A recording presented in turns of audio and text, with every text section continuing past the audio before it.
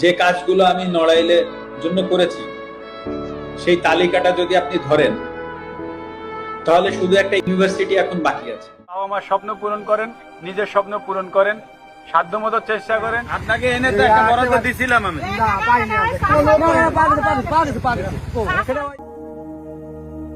যে মানুষটার জন্য পুরো বাংলাদেশ নড়াইলকে চিনেছিল, এখন সেই নড়াইলের মানুষই তার বাড়ি ভেঙে দিল।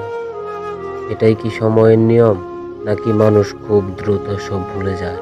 একটা সময় নড়াইল নামটা শুনলে মানুষের মাথায় আসতো একটাই নাম, মাশরাফি।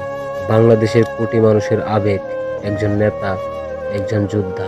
এই মানুষটার জন্যই ছোট্ট একটা জেলাকে চিনেছিল পুরো পৃথিবী। নড়াইল মানেই ছিল সাহস, নড়াইল মানেই ছিল মাশরাফি। হাঁটুতে অসহ্য ব্যথা নিয়েও, বারবার অপারেশন করিয়েও দেশের পতাকার জন্য মাঠে নেমেছিল তিনি। যখন পুরো স্টেডিয়াম মাশরাফি মাশরাফি বলে চিৎকার করত, তখন মনে হতো এই মানুষটা শুধু একজন ক্রিকেটার না, বাংলাদেশের একটা অনুভূতি। কিন্তু সময় বদলালো, রাজনীতি এলো, মানুষ ভাগ হয়ে গেল। আর সবচেয়ে কষ্টের বিষয় হলো, যে নড়াইল একসময় মাশরাফিকে নিয়ে গর্ব করত, আজ সেই নড়াইলের মানুষই মাশরাফির বাড়ি ভেঙে দিল, আগুন ধরিয়ে দিল।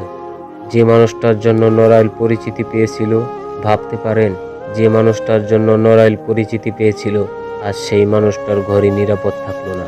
দেয়াল ভাঙা খুব সহজ, কিন্তু একজন মানুষের দেশের জন্য দেওয়া ভালোবাসা, ত্যাগ আর অবদান, এসব কি কখনো ভাঙা যায়?